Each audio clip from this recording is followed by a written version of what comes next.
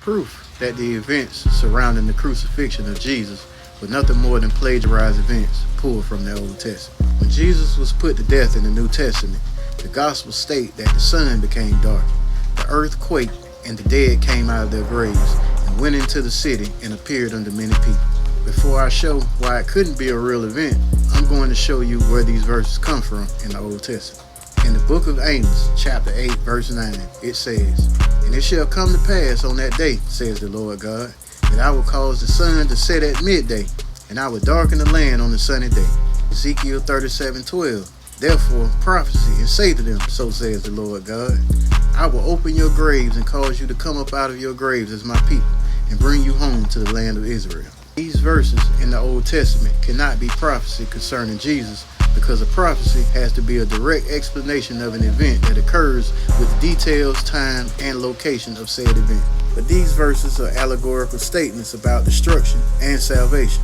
Preaching over the dry bones in Ezekiel is about spiritual resurrection, and is not an actual revelation about the zombie apocalypse. Ezekiel 37:11 explicitly says, "Son of man, these bones are the house of Israel." So when we read Mark 15, Matthew 27, and Luke 23, where it mentions a darkness that came over the land at noon, the 6th hour, and lasts until the 9th hour, 3 p.m., it's plagiarizing Amos 8. And this is why the Gospel of John makes no mention of this darkness.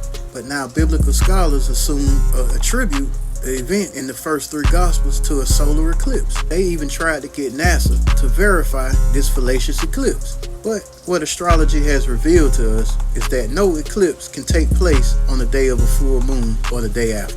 Why is this important? Well, because the day that Jesus was killed was the 15th day of Nisan, which is always Passover, and this day must always fall on a full moon. Scientifically, it disproves the fallacious dark event as being an eclipse, especially with us also knowing that eclipses in one location will only last about 8 minutes, not 3 hours. So it's evident that these events are being taken from other parts of the Bible, regurgitated in an entirely different context, which is usually taken literally by Christians. And then what happens is, if a person doesn't go back in the Old Testament and read the reference passages thoroughly to get the context, you will believe it's a fulfillment citation of a prophecy when it's not even a prophecy at all.